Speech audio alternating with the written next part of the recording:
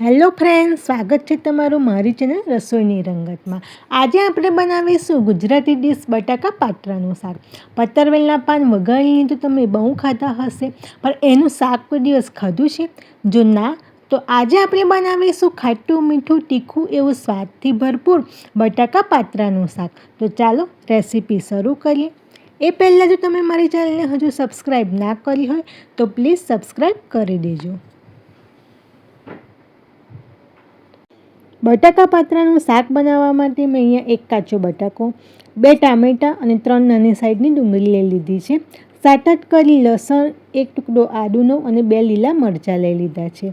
તો ટામેટાં, બટાકા અને ડુંગળી સમારી લેવાની છે। તો બટાકાના આ રીતે નાના પીસ કરી લેવાના છે, ડુંગળી પણ આ રીતે સમારી લેવાની છે અને ટામેટાના પણ મેં નાના પીસ કરી લીધા છે અને લસણ, આદુ, મરચાંની પેસ્ટ બનાવી દેવાની છે। તો હવે પતરવેલના પાન જે બનાવેલા છે એના આ રીતે નાના પીસ કરી લીધા છે। તો હવે શાક વઘારી દઈશું। એક કઢાઈમાં 3 ચમચી તેલ લઈ લઈશું। તેલ ગરમ થઈ જાય એટલે નાની અડધી ચમચી રાઈ ઉમેરીશું, થોડી હિંગ ઉમેરવાની છે અને લસણ, આદુ, મરચાંની પેસ્ટ જે બનાવીને રાખી છે તે ઉમેરીશું। શેકાઈ જાય એટલે એમાં મસાલા કરી દઈએ। તો 1 ચમચી ધાણા જીરું પાવડર, નાની અડધી ચમચી હળદર અને 1 ચમચી મરચું લઈ લીધું છે। તો બધું જ મિક્સ કરી લઈશું।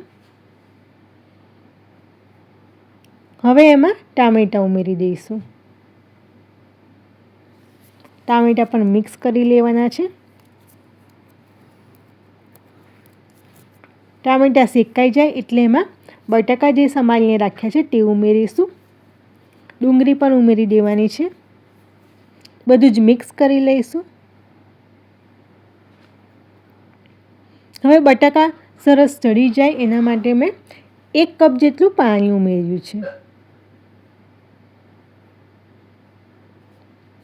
હવે સ્વાદ અનુસાર એમાં મીઠું ઉમેરી દઈશું।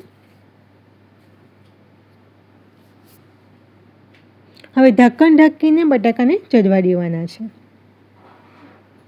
તો 2 થી 3 મિનિટ પછી જોઈ લઈશું તો બટાકા સરસ ચડી ગયા છે, પાણી એનું બધું બળી ગયું છે। તો ફરી મેં અડધો કપ પાણી એડ કર્યું છે।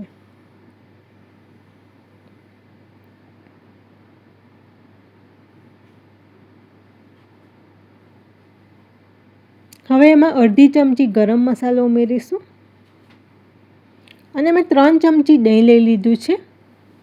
તો દહીંને આ રીતે ચમચીથી મિક્સ કરીને પછી એમાં ઉમેરી દેવાનું છે।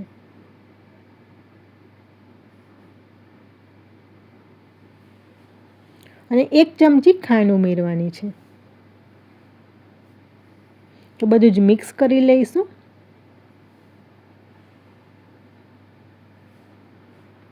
તો મેં દહીં અને ખાંડ બંને ઉમેર્યું છે, જેથી આ શાકનો ખાટો મીઠો અને તીખો સ્વાદ ખૂબ જ સરસ લાગશે।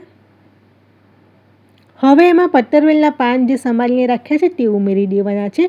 આ ઘરે જ બનાવેલા પાન છે, જે બહાર પાન મળે છે તૈયાર એ પણ તમે લાવી શકો છો। તો બસ બધું જ મિક્સ કરી દઈશું। તો શાકમાં અત્યારે આટલો થોડો રસો રહેવા જ દઈશું, કારણ કે પાત્રા પાછળથી પાણી થોડું એબ્ઝોર્વ કરી લેશે। તો બસ શાક બનીને તૈયાર છે। શાકને સર્વિંગ પ્લેટમાં સર્વ કરીએ તો આ શાક તમે રોટલી, પરોઠા, પૂરી સાથે ખાઈ શકો છો, જે સ્વાદમાં ખૂબ જ સરસ લાગે છે। રેસીપી ગમી હોય તો ચેનલને લાઇક અને સબસ્ક્રાઈબ કરી દેજો। Thank you.